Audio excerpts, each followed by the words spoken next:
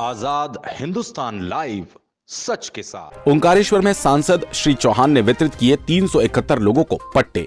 वर्षों पुरानी चली आ रही मांग को भारतीय जनता पार्टी की सरकार ने पूरा करते हुए ओंकारेश्वर छोटे बड़े झाड़ के जंगल वाली भूमि के मध्य परिवर्तन की प्रक्रिया प्रारंभ कर दी तथा ओंकारेश्वर में पट्टे वितरण का कार्य प्रारंभ करते हुए ओंकारेश्वर में 371 पट्टे वितरित किए गए। शेष रहे लोगों को शीघ्र पट्टे दिए जाएंगे, उसकी कार्यवाही की जाएगी। ओंकारेश्वर में पट्टे वितरण को लेकर सांसद नंद कुमार सिंह चौहान, भाजपा प्रत्याशी नारायण पटेल को महिलाओं ने घेरा। कहा, सर्वे में वर्षों से निवास कर रहे लोगों को क्यों छोड़ा।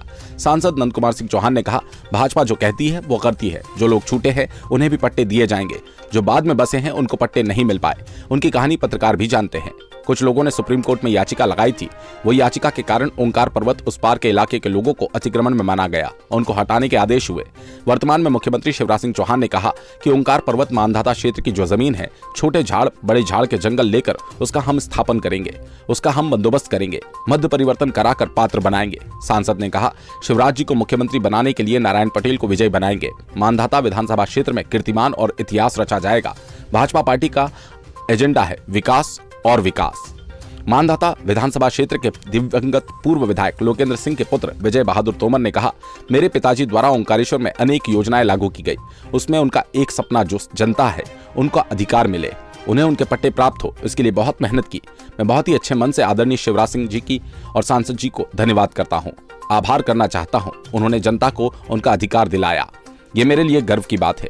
मुख्यमंत्री जी ओंकारेश्वर में सभी को पट्टे दिलाएंगे, इसी के लिए मत परिवर्तन किया गया। भाजपा प्रत्याशी नारायण पटेल ने कहा, ओंकारेश्वर से मानधाता विधानसभा के चुनाव का श्री गणेश ओंकारेश्वर से शुरू होगा। मुख्यमंत्री पुनासा आए थे, विकास की गंगा बहेगी, मुझे विश्वास देकर गए। पिछली कांग्रेस सरकार में मैं खुद ये मुद्दे रखे थे जो एक भी नहीं हल हो पाया।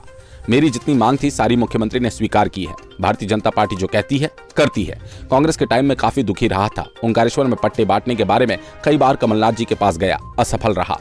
इन सारी चीजों को देखते हुए अपना विचार बदला, भारतीय जनता पार्टी की विचारधारा को अपनाया हूँ। उसका परिणाम आप देख रहे हैं। संगठन स्तर पर, शासन स्तर पर स्थानीय भौगोलिक स्थिति को देखते हुए बात करेंगे और ओंकारेश्वर का विकास करेंगे। ओंकारेश्वर से ललित दुबे की रिपोर्ट। ये चुनाव में यहाँ से ओंकारेश्वर से शंखनाद शुरू हो गई है और अभी परसों आदरणीय मुख्यमंत्री जी आए थे। विकास की जो गंगा बही है मानधाता में, वो एक बड़ा सार्थक परिणाम है। और ये मुद्दे मैंने पिछली सरकार में रखे थे, एक भी मुद्दा हल नहीं हो पाया। और आपने देखे होंगे परसों 23 तारीख को जब माननीय मुख्यमंत्री जी आए और उन्होंने जितने मेरी मांग थी सारा स्वीकार कर गए।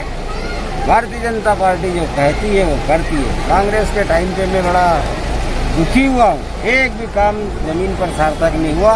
ओंकारेश्वर में पट्टे के बारे में मैं कई बार कमलनाथ जी के पास गया, उसमें असफल रहा। ये सारी चीज़ों को देखते हुए मैंने अपना विचार बदला और भारतीय जनता पार्टी को विचारधारा को अपनाया हूँ और उसका परिणाम आप देख रहे हैं। इसके लिए संगठन स्तर पर, शासन स्तर पर माननीय मुख्यमंत्री जी से इसको पहल करेंगे और स्थानीय भूमि भौगोलिक स्थिति को देखते हुए हम लोग मांग करेंगे। क्या करें? मेरे पिताजी द्वारा ओंकारेश्वर में अनेक योजनाएं लागू की गई और उसमें उनका एक सपना था कि यहाँ के जो जनता है उन्हें उनका अधिकार मिले और उन्हें उनके पट्टे प्राप्त हों। इसी के लिए उन्होंने बहुत मेहनत की और आज मैं बहुत ही अच्छे मन से आदरणीय शिवराज सिंह जी का, आदरणीय हमारे सांसद जी नंदू भैया का धन्यवाद करना चाहता हूँ, आभार करना चाहता हूँ कि उन्होंने जनता को उनका अधिकार दिलवाया और ये मेरे लिए बहुत ही गर्व की बात है। और हमारे मुख्यमंत्री जी ओंकारेश्वर में सभी को पट्टे दिलवाएंगे और इसके लिए उन्होंने मत परिवर्तन के भी आदेश दे दिए हैं।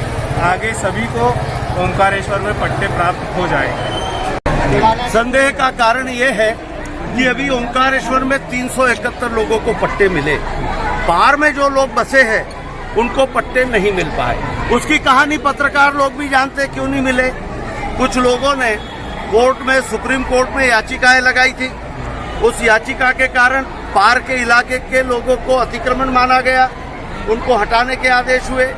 लेकिन वर्तमान में मुख्यमंत्री शिवराज सिंह चौहान ने कहा है कि पार की जो जमीन है वो छोटे झाड़ बड़े झाड़ के जंगल से लेकर तो उसका हम व्यवस्थापन करेंगे, उसका हम बंदोबस्त करेंगे, उसका मद करेंगे और मद परिवर्तन करा के ये लोग पात्र बनेंगे और इनको पट्टे दिए जाएंगे। जो बाढ़ से वो सर्वे करने वालों ने जो सर्वे किया, आदमी ही करता है ना, तो चलते चलते में कुछ नाम जो छूटे हैं वो तो उनके मिल जाएंगे, उनका तो कोई विकास विकास विकास। और शिवराज जी को मुख्यमंत्री बनाने नारायण पटेल को हजारों वोटों से यहाँ की जनता जिताएंगी। मानधाता में कीर्तिमान और इतिहास रचा।